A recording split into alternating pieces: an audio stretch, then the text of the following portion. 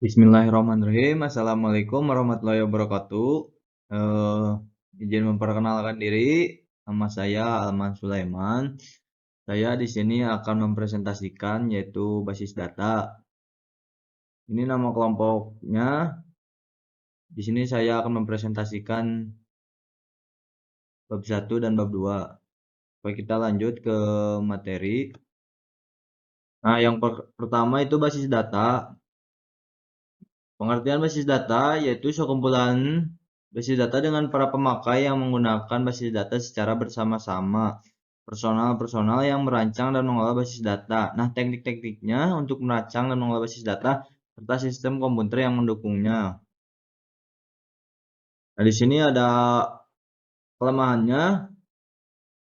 Kelemahannya basis data yaitu timbulnya data rangkap, redundansi data, dan tidak ke konsistensi data atau inkonsistensi data. Nah, di sini karena file dan program aplikasi disusun oleh programmer yang berbeda. Nah, sejumlah informasi mungkin memiliki duplikasi dalam beberapa file. Sebagai contoh, nama, mata kuliah, dan SKS dari mahasiswa dapat muncul pada file memiliki record mahasiswa dan juga pada suatu file yang terdiri dari record mata kuliah.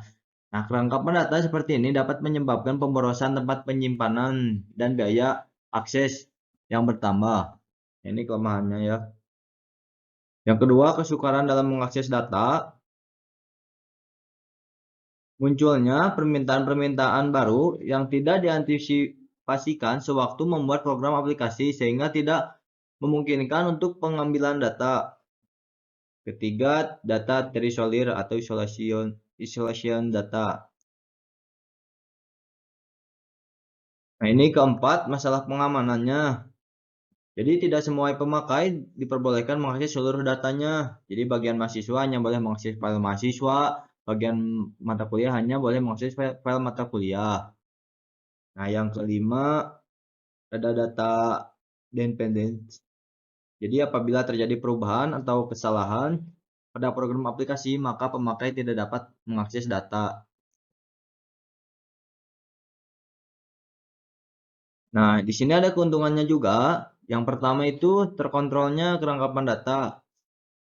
Nah, jadi dalam basis data hanya mencantumkan satu kali saja file yang sama dan dapat dipakai oleh semua aplikasi yang memerlukannya. Yang kedua, terpeliharanya keselarasan konsistenan data. Jadi apabila ada perubahan data pada aplikasi yang berbeda, maka secara otomatis perubahan itu berlaku untuk keseluruhannya. Yang ketiga, data dapat dipakai secara bersama-sama oleh beberapa program aplikasi pada saat bersamaan. Yang keempat, data diterapkan standarisasi. Nah, dengan adanya pengontrolan yang terpusat, maka dapat menerapkannya standarisasi data yang disimpan. Nah, jadi sehingga memudahkan pemakaian, pengiriman maupun pertukaran data. Jadi untuk memudahkan pemakaian dan pengiriman maupun pertukaran data ya teman-teman. Yang kelima, keamanan data terjamin. Jadi dapat memberikan batasan-batasan pengaksesan data, misalnya dengan memberikan password, data pemberian hak akses bagi pemakai, misalnya modify atau delete, insert, retrieve. Nah, yang keenam, terpeliharanya integritas data. Terus ketujuh, terpeliharanya keseimbangan antara kebutuhan data yang berbeda dalam setiap aplikasi. Nah, struktur basis data itu diatur sedemikian rupa ya, sehingga dapat melayani pengakses data dengan cepat. Kedelapan, kemandirian data atau data independent. Nah, itu data dapat digunakan bermacam-macam program aplikasi tanpa harus merubah format yang sudah ada. Di sini ada tujuan awal dalam pengolahan data dalam sebuah basis data. Nah, jadi agar kita dapat menemukan kembali data yang kita cari dengan mudah dan cepat, dilakukan untuk memenuhi sejumlah tujuannya sebagai berikut. Yang pertama itu kecepatan dan kemudahannya ya. Jadi pemanfaatan basis data itu dapat memungkinkan kita untuk menyimpan data atau melakukan perubahan atau manipulasi terhadap data yang menampilkan data kembali tersebut dengan cepat dan mudah. Jadi untuk tujuan awal utamanya itu yang pertama itu kecepatan dan kemudahannya. Yang kedua, ruang penyimpanannya atau efisiensi. Nah, karena berkaitan erat antar kelompok data dalam sebuah basis data, maka redundansi 9 kali pengulangan untuk supaya efisiensi ruang penyimpanannya besar. Jadi disediakanlah ini ya tujuan utamanya yaitu efisiensi ruang penyimpanannya agar supaya tidak eh, hmm, agar supaya tidak penuh ruang penyimpanannya. Yang ketiga, keakuratannya atau akurensi. Jadi pemanfaatan pengkodean atau pembentukan relasi antar data bersama dengan menerapkan aturan atau batasan tipe data, domain data, keunikan data, dan sebagainya ya. Keempat, ketersediaan atau availability. Jadi pertumbuhan data baik dari sisi jumlah maupun sejenisnya sejalan dengan waktu akan semakin membutuhkan ruang penyimpanan yang besar. Padahal tidak semua data itu selalu kita gunakan atau butuhkan ya. Memilah adanya data utama master atau referensi, data transaksi, data historis hingga dan data kadaluarsa. Dan yang kelima itu kelengkapan ya. Kelengkapan data, lengkap tidak datanya, bahwa dalam sebuah basis data bersifat relatif. Nah, pemakaian sudah menganggap bahwa data yang sudah lengkap. Oke, kita lanjut. Nah, yang keenam keamanan ya. Jadi tujuannya itu supaya keamanan. Jadi memang ada sejumlah sistem aplikasi pengelolaan basis data yang tidak menerapkan aspek keamanannya. Nah, di sini untuk sebuah basis data terapkanlah keamanan security-nya agar tidak ada virus atau aplikasi yang lain yang mudah masuk. 7. Kebersamaan pemakai atau stability. Nah, pemakaian basis data sering tidak terbatas pada suatu pemakaian atau suatu lokasi atau suatu sistem aplikasi saja. Nah, di sini ada syarat atau batasan yang sifatnya pada file basis data. Yang pertama yaitu data redundansi, yang kedua inkonsistensi, yang ketiga data terisolasi, yang keempat security problem atau masalah keamanannya, yang kelima integritas problem kesatuan. Nah, mungkin itu ya yang satu pendahuluan ya kayak itu. Nah, ini masuk ke sistem basis datanya. Apa itu sistem basis data? Sistem basis data adalah sekumpulan basis data dengan para pemakai yang menggunakan basis data secara bersama-sama, personal yang merancang dan mengelola basis data, teknik-teknik merancang dan mengelola basis data, serta sistem komputer yang mendukungnya. Ini definisinya sama yang kayak pertama tadi ya.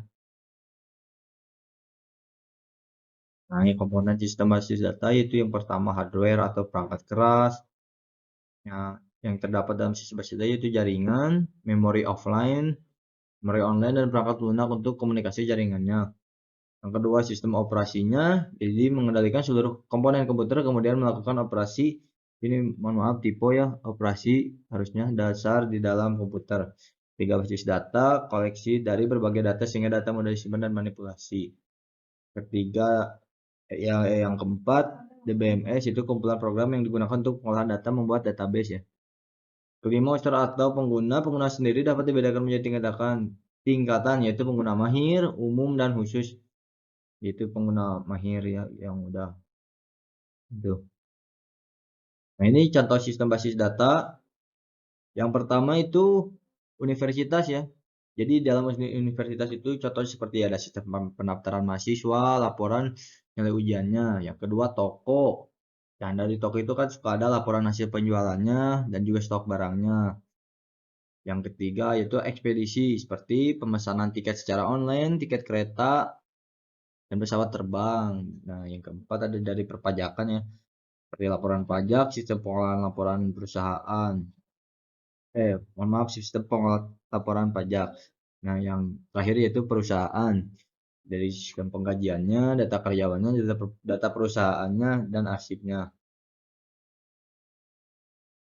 Nah, lanjut ya ada keuntungan sistem basis data. Keuntungannya itu datanya terjamin.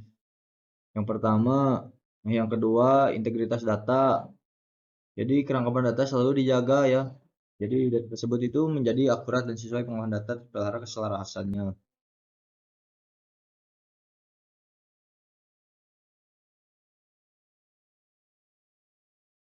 Oh, mohon maaf. Jadi yang data tersebut itu menjadi akurat sesuai dengan pengolahan datanya. Lanjut, ketiga itu terpeliharanya keselarasan. Perubahan data pada suatu aplikasi yang berbeda. Jadi maka secara otomatis jika perubahan itu berlaku untuk keseluruhannya. Yang keempat itu independence. Data hasil pengolahan suatu basis data digunakan bermacam-macam program suatu aplikasi tanpa harus mengubah format yang sudah ada ya. Jadi tidak harus mengubah format yang sudah ada. Yang terakhir dapat dipakai secara bersama. Jadi data itu dapat dipakai secara bersama-sama oleh beberapa program aplikasi pada saat yang sama. Itu keuntungan basis data ya. Nah, yang kelemahannya itu yang pertama mahal ya teman-teman. Dalam penerapan basis data melakukan banyak sekali komponen yang terlibat. Nah, jadi banyak sekali komponen yang terlibat di antaranya komputer dan spesifikasinya yang bagus dan tinggi. Nah, yang kedua kompleks itu teman-teman. Jadi data dan tersambung dengan satu sama lainnya. Yang ketiga memerlukan ruang atau tempat yang besar. Iya benar, basis data itu memerlukan tempat yang penyimpanan yang besar ya. Kalau ruang penyimpanan kecil maka akan menyulitkan penyimpanan hasil berolah data. Yang terakhir memerlukan tenaga spesialis ya. Jadi untuk kegiatan mengolah basis data tidak bisa dilakukan sembarangan orang, jadi dibutuhkan keahlian khusus ya. Jadi di bidang penerapan sistem basis datanya. Nah, teman-teman untuk model datanya nanti dilanjut ya bersama teman-teman saya. Mungkin saya cukup di sini. Cukup sampai sini presentasi saya. Mohon maaf apabila ada tutur kata yang salah. Wabillahi taufiq wal hidayah. Wassalamualaikum warahmatullahi wabarakatuh.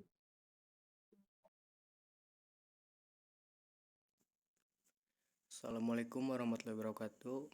Nama saya Muhammad Adrian Fadilah dari kelas RMIK SK 31/22 dari kelompok 1 akan menjelaskan tentang model data. Pengertian model data yaitu adalah kumpulan dari konsepsi basis data yang biasanya mewakili struktur dan relasi data yang terdapat pada suatu basis data. Esensi sebuah model basis data adalah tempat di mana data atau suatu metodologi untuk menyimpan data. Ada dua macam model basis data. Yang pertama itu ada model konseptual. Model ini terfokus pada representasi basis data secara alam logika. Model ini lebih memperhatikan tentang apa yang disajikan dibanding dengan bagaimana cara menyajikannya. Lalu yang kedua ada model implementasi. Ditekankan pada bagaimana cara data disajikan pada basis data atau bagaimana struktur data diimplementasikan. Dari konsep model basis data implementasi terdapat beberapa konsep basis data yang berkembang, antara lain ada model basis data hierarki. Merupakan konsep model basis data yang tertua. Tidak ada kepastian kapan konsep ini dimulai digunakan. Model ini berupa suatu tree dengan relasi parent-child relationship dengan hubungan 1 sampai banyak seperti gambar di bawah. Lalu struktur dasar basis data hierarki ada kumpulan record yang secara logika terorganisir seperti struktur pohon dari atas ke bawah. Model ini banyak digunakan pada saat awal komputer database mainframe. Sistem ini banyak digunakan pada tahun 50 sampai 60-an dan banyak digunakan oleh bank dan lembaga asuransi pada masa itu. Lalu lapisan paling atas bertindak sebagai induk atau root dari segmen yang tepat berada di bawahnya, dan lapisan bawah tidak bisa memiliki lebih dari satu root. Lalu segmen yang berada di bawah dari suatu segmen lainnya merupakan anak dari segmen yang ada di atasnya. Dan juga struktur pohon mewakili urutan hierarki dari media penyimpanan pada komputer. Keuntungan model basis data hierarki. Yang pertama ada keuntungannya adalah secara konseptual model basis data ini sederhana. Lalu yang kedua keamanannya lebih baik. Yang ketiga kebebasan data. Lalu yang keempat integritas data dalam satu tree lebih baik. Yang kelima basis data skala besar lebih efisien. Lalu kerugian model basis data hierarki adalah sistemnya yang lebih rumit dan kekurangan pada kebebasan struktural. Lalu ada model basis data jaringan. Ditemukan pada tahun 1969 oleh Codasyl Consortium. Pada prinsipnya model basis data jaringan hampir sama dengan basis data hierarki, yaitu berupa model tree Akan tetapi pada model basis data jaringan child dapat memiliki lebih dari satu parent. Lalu strukturnya yang pertama set sampai sebuah hubungan disebut set. Setiap set terdiri dari paling tidak dua macam record. Satu record pemilik dan satu record anggota. Lalu yang kedua, satu set mewakili satu hubungan 1:m antara pemilik dan anggota. Lalu ada record based data model. Model ini berdasarkan pada record untuk menjelaskan kepada user tentang hubungan logik antar data dalam basis data. Lalu struktur dasar basis data relasional. Nomor 1, Relational Database Management System, beroperasi pada lingkungan logika manusia. 2, basis data relasional diasumsikan sebagai sekumpulan tabel-tabel. Lalu yang ketiga, setiap tabel terdiri dari serangkaian perpotongan baris atau kolom. Yang keempat ada tabel-tabel atau relasi terhubung satu dengan lainnya menggunakan entitas tertentu yang digunakan secara bersama. Lalu yang terakhir, tipe hubungan seringkali ditunjukkan dalam suatu skema. Setiap tabel menghasilkan data yang lengkap dan kebebasan struktural. Lalu model basis data relasional merupakan model basis data yang dirancang agar memiliki konsistensi informasi dalam bentuk normalisasi database yang secara implementatif dan operasional dikendalikan oleh mesin database management system. Contohnya seperti gambar di bawah.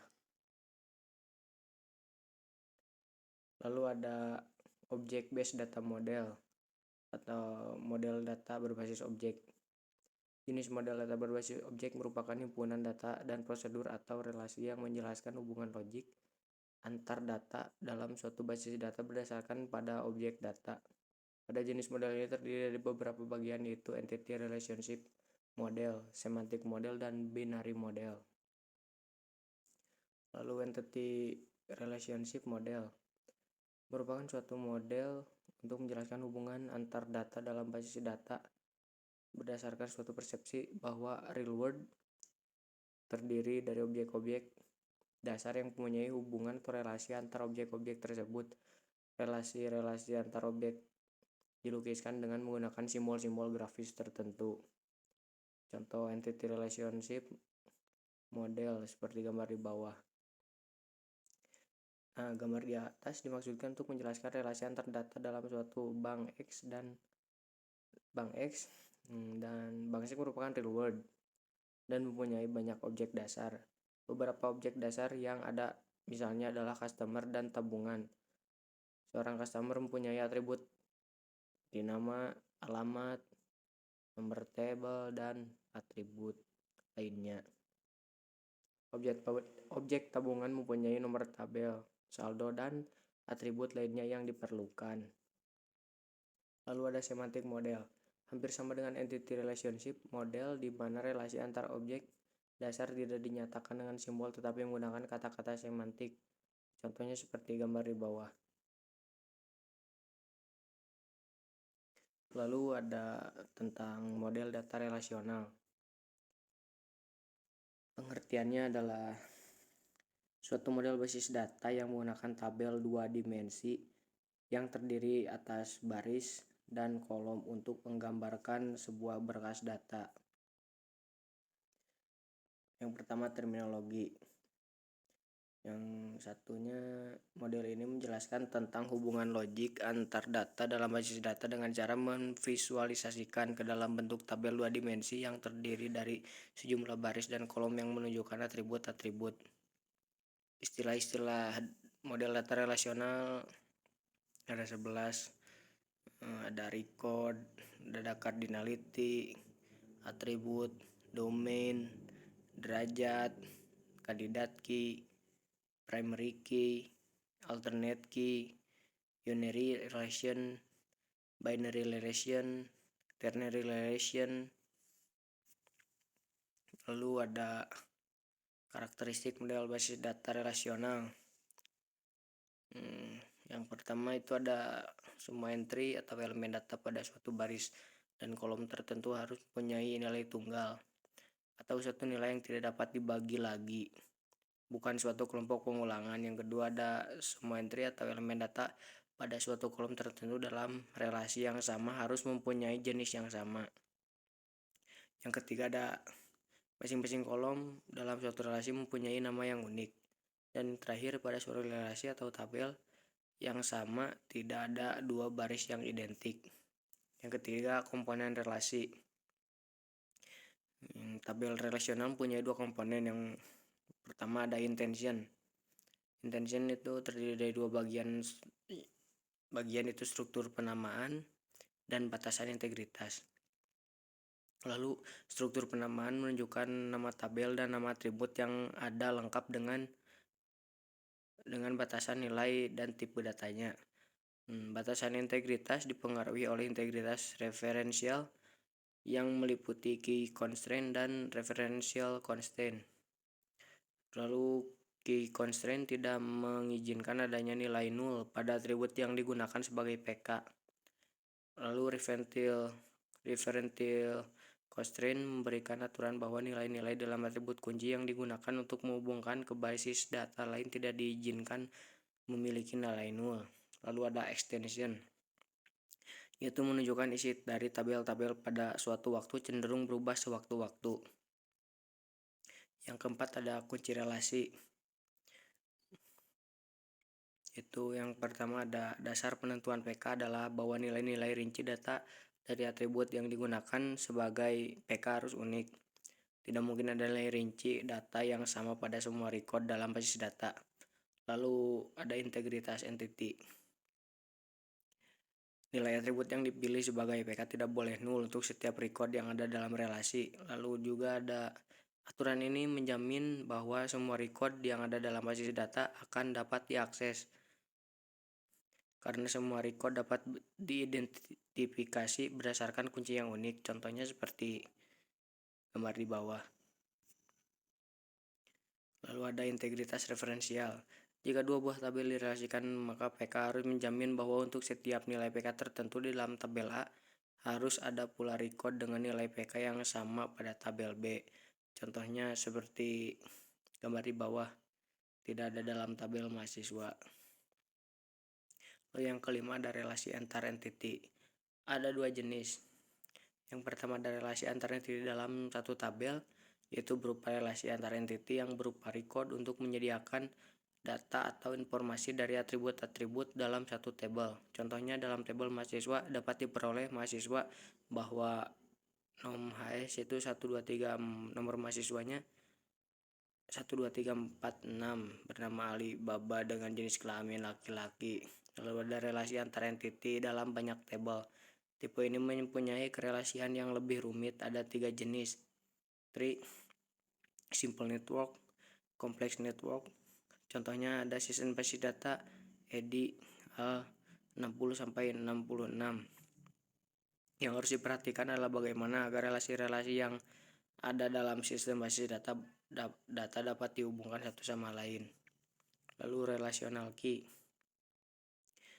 Super key, satu atribut atau kumpulan atribut yang secara unik mengidentifikasi sebuah tuple di dalam relasi, satu atau lebih field yang dapat dipilih untuk membedakan antara satu record dengan record lainnya. Contohnya seperti gambar di bawah. Relational key itu ada pertama itu kandidat key atribut di dalam relasi yang biasanya mempunyai nilai unik. Maka kandidat key-nya adalah NPM, nama, dan alamat. Lalu yang kedua primary key kandidat key yang dipilih untuk mengidentifikasi tuple secara unik dalam relasi. Yang ketiga ada alternate key kandidat key yang tidak dipilih sebagai primary key. Maka kandidat key-nya nama dan alamat. Lalu ada foreign key atribut dengan domain yang sama dan menjadi kunci utama pada sebuah relasi, tetapi pada relasi lain atribut tersebut hanya sebagai atribut biasa. Lalu ada keuntungan model data relasional. Yang pertama itu ada bagaimana data simpannya, datanya lebih akurat. Lalu yang kedua mudah untuk membangun dan memodifikasi program aplikasi. Yang ketiga telah dikembangkan struktur query language Yang keempat, mudah digunakan. Kelima, tingkat presisi tinggi. Lalu yang terakhir, memungkinkan pengguna bahasa pemrograman khusus query database dengan mudah. Ada juga kelemahannya. Yang pertama ada penggunaan space pada penyimpanan relatif tinggi. Kedua, kemampuan komputasi yang dibutuhkan relatif tinggi. Ketiga, ekstraksi dari data relatif terlambat. Yang keempat, diperlukan pemahaman yang baik tentang perancangan desain database relasional. Yang keenam, terbatasnya struktur database. Lalu yang terakhir, terisolasinya data. Assalamualaikum warahmatullahi wabarakatuh. Di sini saya akan menjelaskan tentang Entity Relationship Diagram EUD. Apa itu EUD? EUD adalah pemodelan data atau sistem database. Fungsi EUD adalah untuk memodelkan struktur dan hubungan antar data yang relatif kompleks. Keberadaan sistem Entity Relationship Diagram sangat penting untuk perusahaan dalam mengelola data yang dimilikinya. Entity adalah suatu objek yang dapat diidentifikasi dalam lingkungan pemakai, sesuatu yang penting bagi pemakai. Dalam konteks sistem yang akan dibuat, entity digambarkan dalam bentuk persegi panjang. Ini untuk simbol-simbolnya.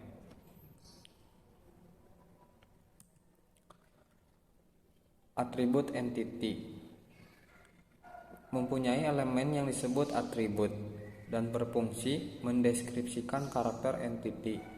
Misalnya, atribut nama pekerja dari entity pekerja. Setiap EUD bisa terdapat lebih dari suatu atribut. Entity digambarkan dalam bentuk elips. Ini untuk contohnya.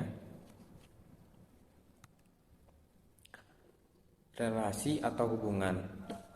Hubungan menunjukkan adanya hubungan atau relasi di antara sejumlah entitas yang berasal dari himpunan entitas yang berbeda.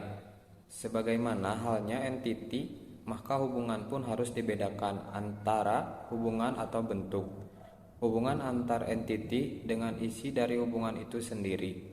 Misalnya, dalam kasus hubungan antara entity siswa dan entity mata kuliah adalah mengikuti, sedangkan isi hubungannya dapat berupa nilai ujian. Hubungan digambarkan dalam bentuk diamond atau jajar genjang. Ini untuk contohnya. Jenis-jenis hubungan atau derajat kardinalitas. 1 ke 1 atau one to one. Setiap entitas pada himpunan entitas A berhubungan dengan paling banyak satu entitas pada himpunan entitas B, dan begitu sebaliknya. Setiap entitas pada himpunan entitas B berhubungan dengan paling banyak satu entitas pada himpunan entitas. Yang kedua, satu ke banyak. Setiap entitas pada himpunan entitas A dapat berhubungan dengan banyak entitas pada himpunan entitas B, dan tidak sebaliknya, di mana setiap entitas pada himpunan entitas B berhubungan dengan paling banyak satu entitas pada himpunan entitas A. Selanjutnya, banyak ke satu atau my to one. Setiap entitas pada himpunan entitas A berhubungan dengan paling banyak satu entitas pada himpunan entitas B, dan tidak sebaliknya, di mana setiap entitas pada himpunan entitas B dapat berhubungan dengan banyak entitas pada himpunan entitas A. Banyak ke banyak. Setiap entitas pada himpunan entitas A dapat berhubungan dengan banyak entitas pada himpunan entitas B, dan sebaliknya, di mana setiap entitas pada himpunan entitas B dapat berhubungan dengan banyak entitas pada himpunan entitas A. Yang selanjutnya, transformasi dari EUD ke database relasional. Transformasi umum dasar Setiap himpunan entitas akan diimplementasikan sebagai sebuah tabel file data. Setiap entitas yang ada akan diimplementasikan sebagai sebuah tabel. Ini untuk contohnya tabel mahasiswa, NIM, nama mahasiswa, alamat, dan tanggal lahir, dan begitu seterusnya.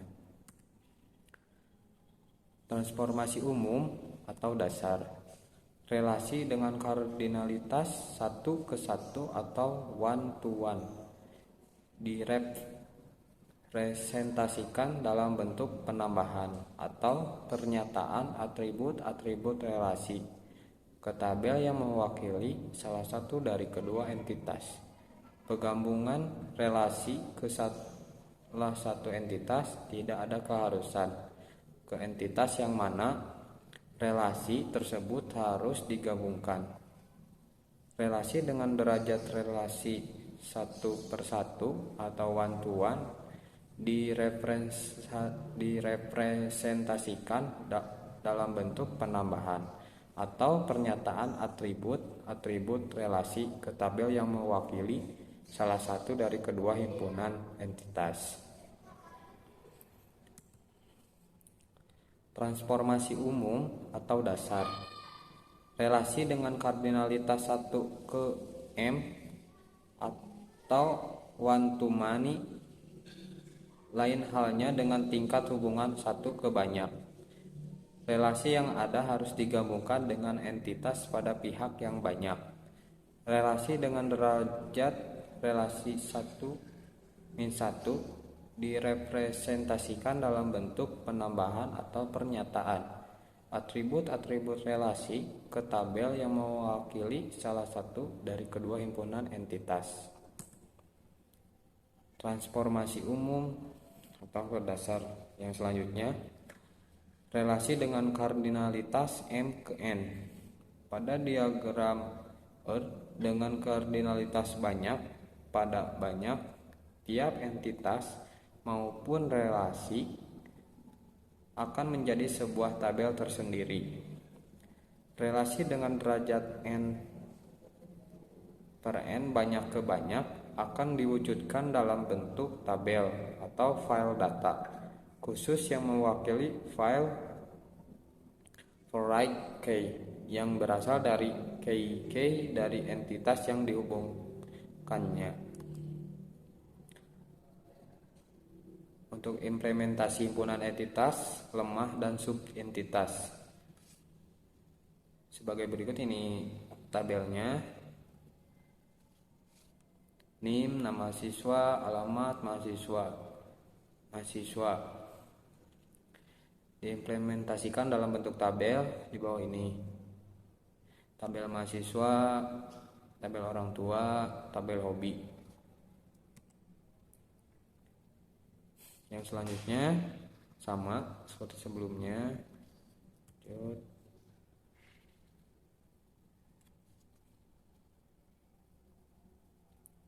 Di sini ada mahasiswa, NIM, nama siswa, alamat, tanggal lahir, mahasiswa D3 dan mahasiswa S1.